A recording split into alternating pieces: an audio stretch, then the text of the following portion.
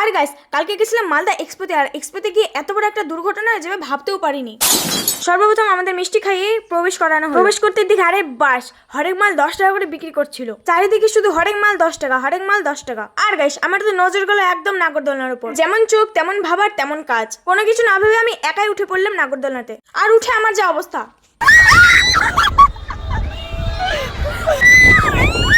আমার সঙ্গে যারা এসেছিল তারা একদম এগুলো পছন্দ করে না, মাথা করে ওদের। বেশ কিছুক্ষণ চশমা আর লিপস্টিক আইলাইনার যত যা আছে সব লাগিয়ে নিলাম ফ্রিতে। আর গাইস এই বলে এই সাদা চশমাটা পরে আমাকে কেমন লাগছে। আর গাইস এই দোকানটা দেখতে পাচ্ছ, এই দোকানটা আমাদের পুরো ঠকিয়ে খেয়েছে, কারণ 20 টাকার 20 টাকার দিয়েছে 4টা মাত্র। ভগবান, আমি আর আমার দাদারা খাচ্ছিলাম নিজের হাতে, আর অন্যদিকে দেখো ওদের নিজের হাত থাকতেও অপরজনকে খাইয়ে দিতে হচ্ছে। বাবা কি অবস্থা।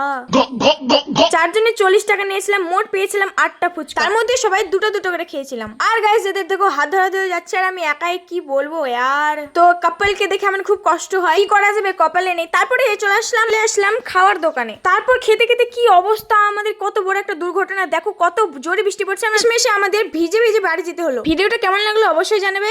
রাধে রাধে।